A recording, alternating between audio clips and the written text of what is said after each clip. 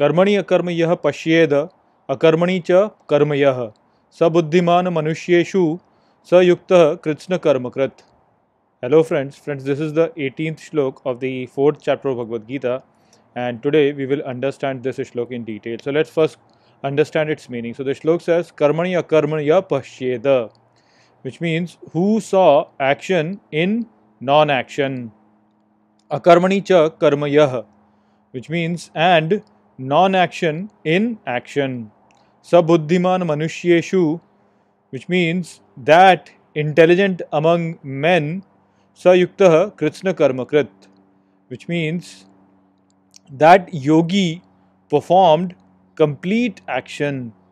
So in this shlok again Shri Krishna is giving us a message which seems to be self-contradictory, and what he is saying over here is that a person who sees action in inaction and who sees non-action in action, that person amongst the intelligent people is the one who has performed complete action. So here Shri Krishna is saying that a person sees action in non-action and non-action in action. So these statements seem contradictory, and in a sense they are confusing. So we have to understand what exactly does Shri Krishna mean by saying that one who sees action in non-action and non-action in action. So in the previous shlok we saw how we understood that by being part of this nature in itself, every creature is bound to perform an action, and we saw how the difference in different kind of actions is not in terms of the action being performed, but in terms of what is the motivation behind that action. So with that understanding we can understand what Shri Krishna mean by action in inaction and inaction in action. So we can understand it from the point of view of Arjun himself.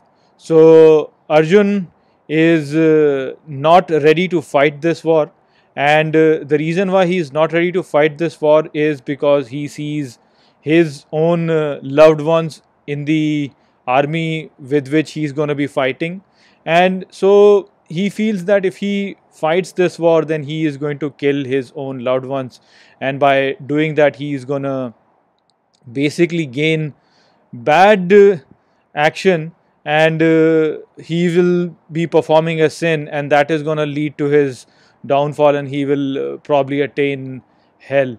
So that's why he is thinking that if he does not fight this war then he can avoid the consequences of his action.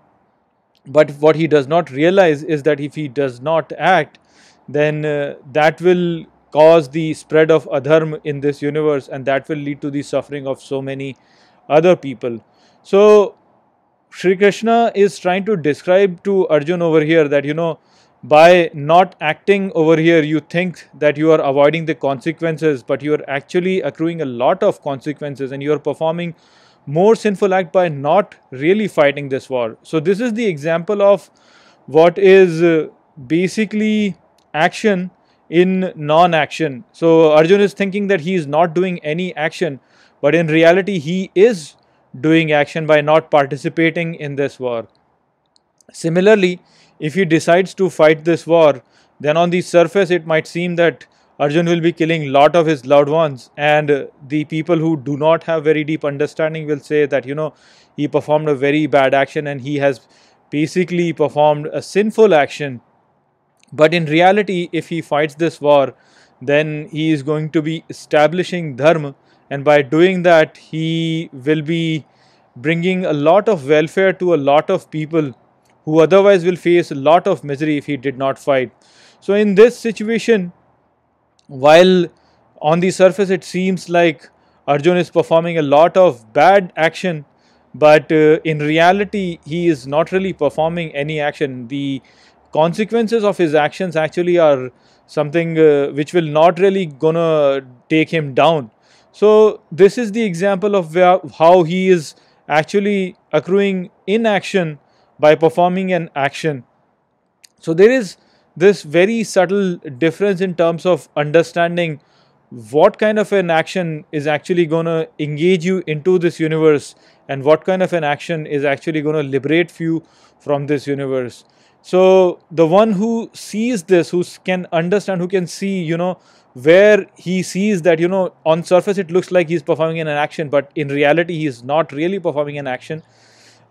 He is the one who is actually performing complete action, because that is the person who is not influenced by his own biases, and he's not influenced by his own point of views, and he is performing an action in a very neutral manner. And so that is what a wise person understands, what is the difference between action and non-action. And in the coming few sloks, Sri Krishna is going to directly describe how to be in a situation where you are actually performing lot of actions, but you are not really accruing any consequence for that action, and that's why you are actually performing non-action. So that is the message that has been presented in this shlok. I hope that I have explained this shlok well to you. With that, I will close this video. I will see you all in the next video. Take care.